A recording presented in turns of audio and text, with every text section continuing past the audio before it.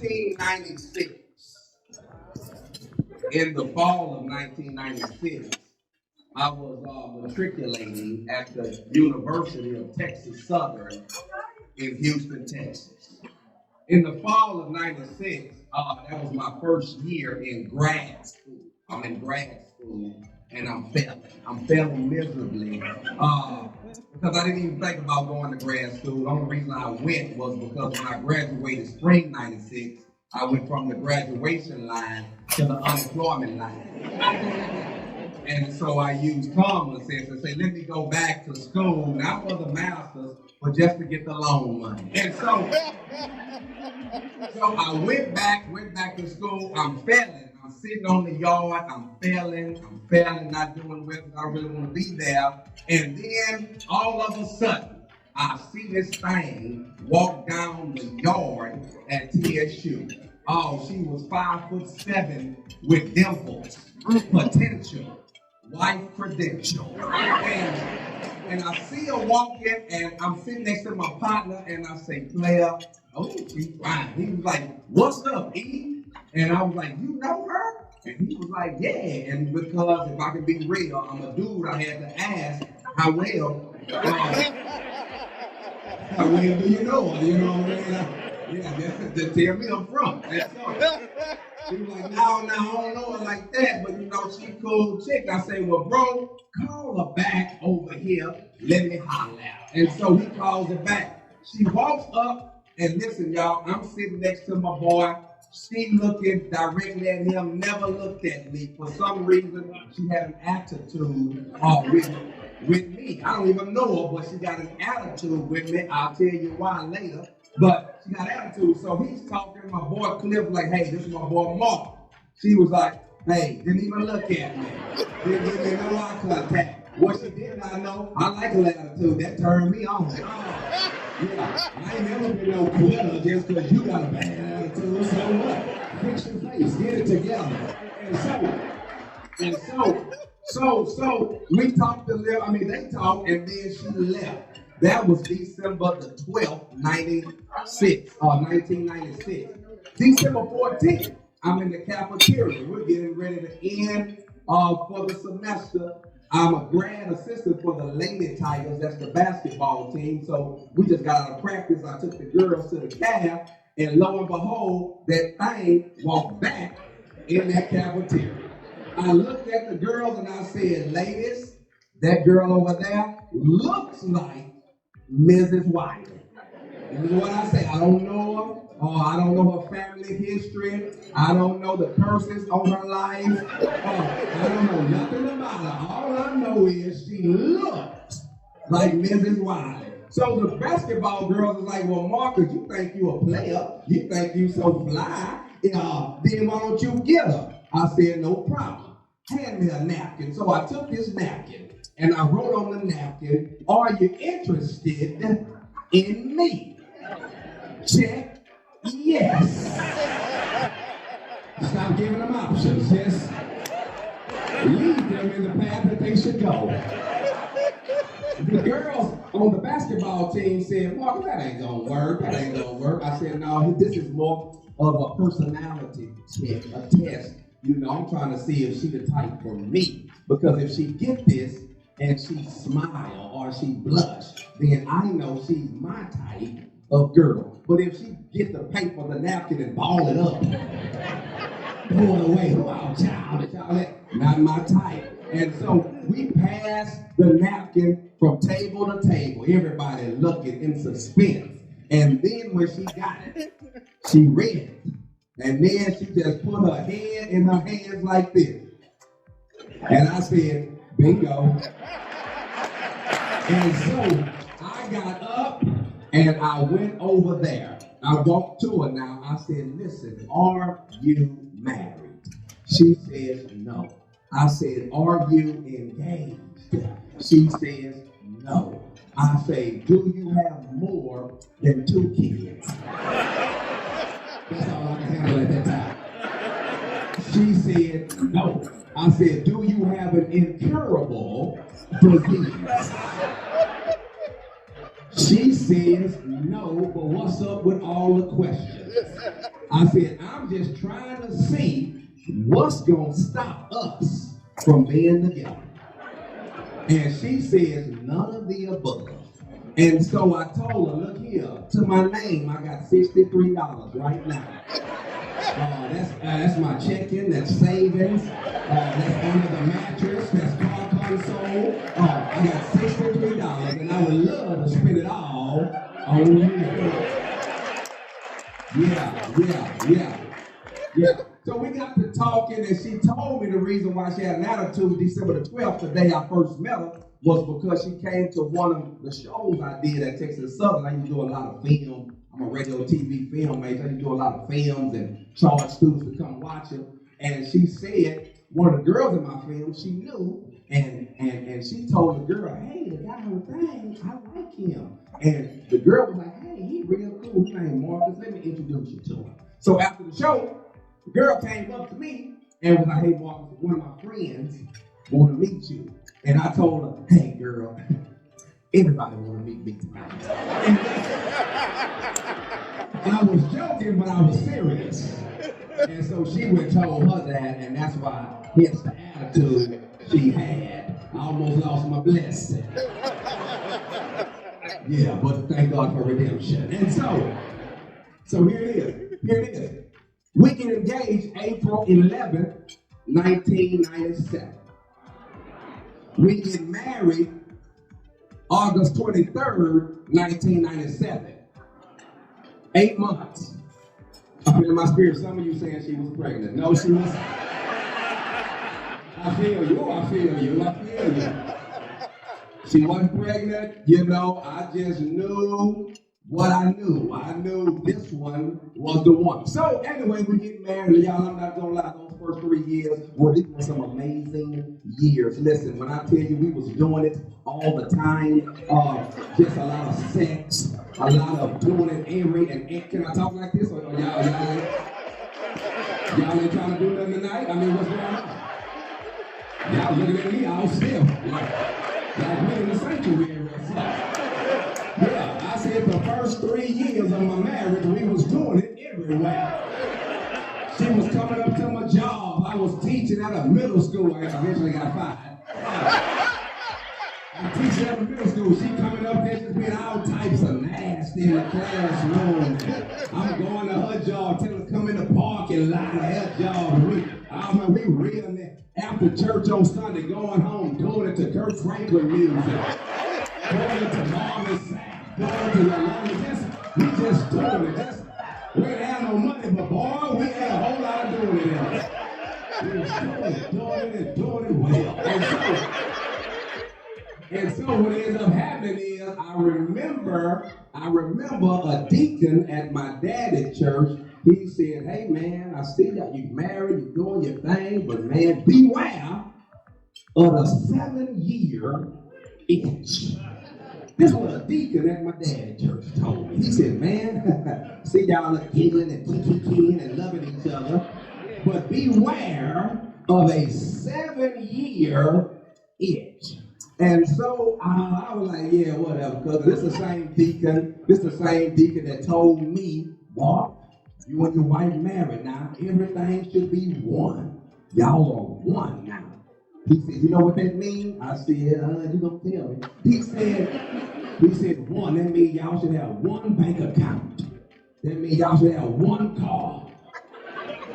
Yeah, that's how he talk, everything one. I said, well, if we won, only one of us need to go to church. Get out my face. Nevertheless, not gonna say he was right, but he was on track. Because it didn't take a 7-year itch.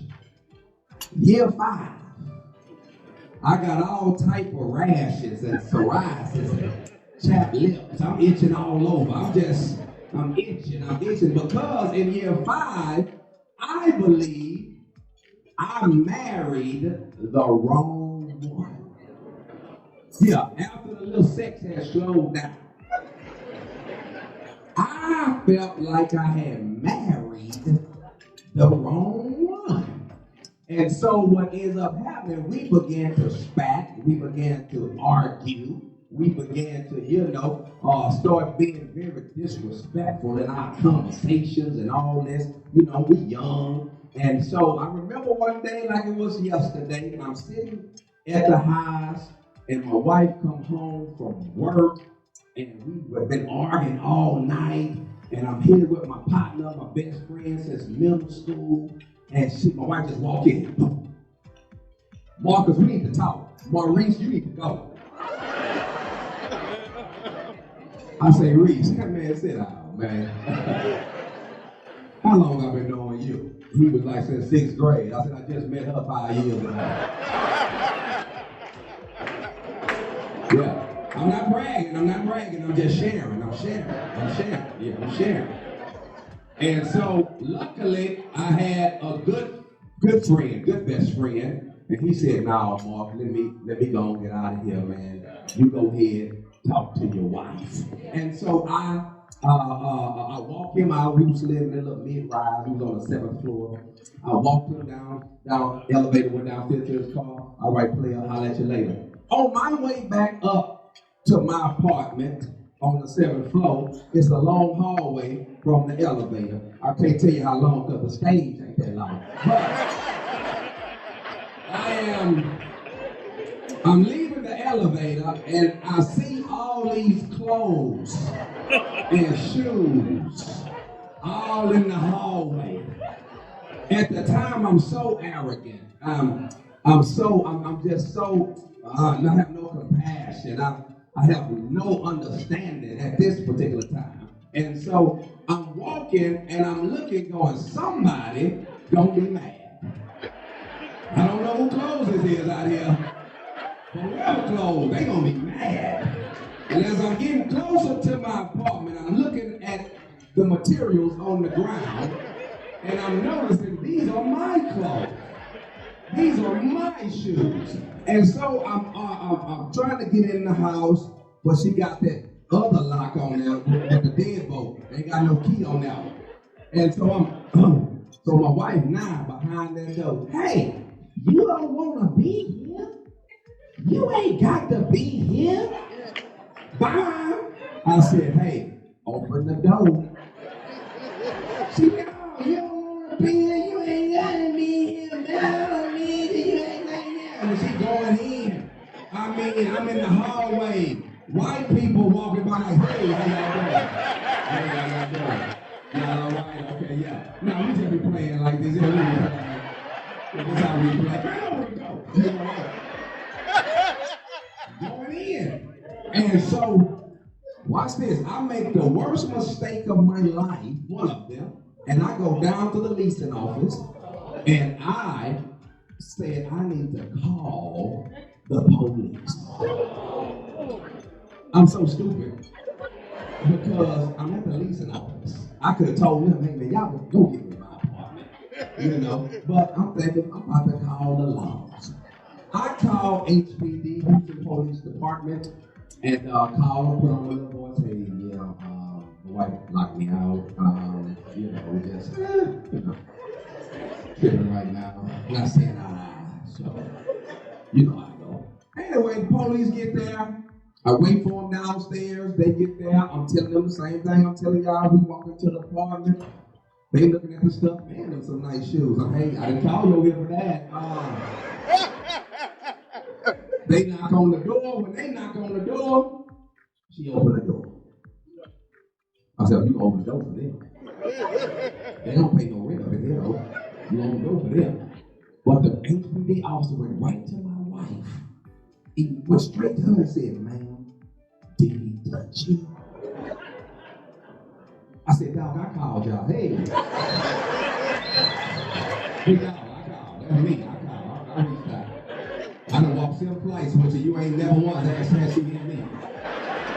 You never uttered nothing like, have I been touched? But for a split second, when that man asked my wife, did he touch you? I'm not lying. My wife did like this.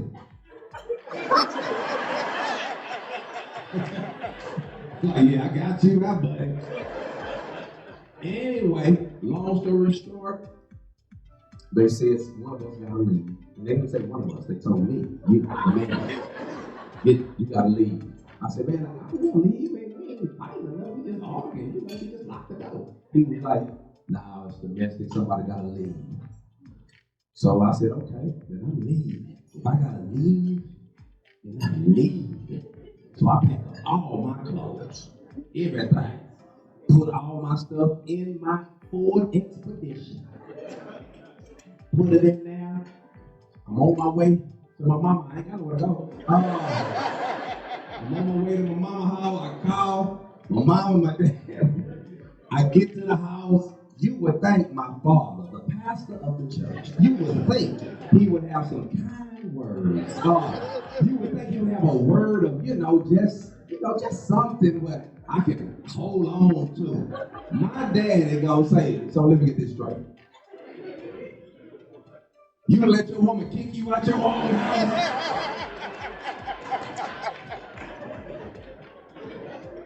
Yeah, Daddy. Okay. So now, me and my wife, it's 2002. I just started doing comedy, and now we separated. 2003. We separated. And I'm trying to get divorced quickly. I got married quick. I'm trying to get divorced quick. My cousin is a lawyer. He's been divorced twice. For some strange reason, he's fumbling the paperwork for me though. So watch this. During that time, my comedy is taking off. I got featured on BET. There's a show called Lift Every Voice, a Bobby Jones special. They had it one of the top clean comics, yada yada yada.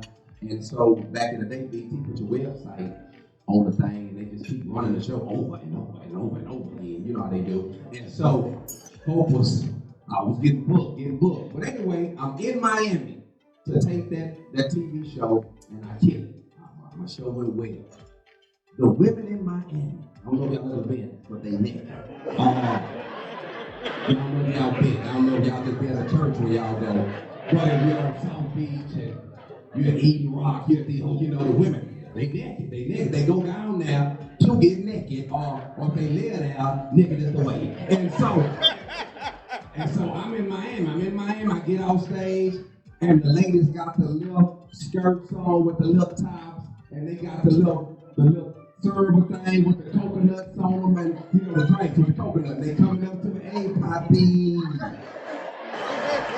Poppy, you were so funny tonight, Poppy. Poppy, you want a coconut? I'm talking everything. I was just however, you would have thought I was having a good time. But I wasn't. Because this here was a major moment in my life. And the only person who could appreciate this moment with me was that girl, that thing that walked on Tia's shoes. Because we had been laying down, pillow talking. I'm telling her, hey, this comedy is gonna change our life. Trust me, I think I'm on to something. We good. And then the moment we was getting ready to be good, we split up. So I'm on my way home from Miami. I'm on my way home from Miami, and I'm there on the plane, and then I hear, people's spirituals, I hear still small voice. But it wasn't still and it wasn't small. And I don't even think I heard a voice. Maybe just, but God taught people different way. But I just heard the words. So let me get this straight. You're getting ready to divorce this girl because she do some things you don't like. But I have not divorced you. And you do a slew of things I don't like. Not only have I not divorced you, I haven't exposed you. I said, oh, come on. The plane lands in Houston. I get into my truck. I drive straight to her apartment. I knock on the door. She looking like, you know, she about back in these streets now, you know.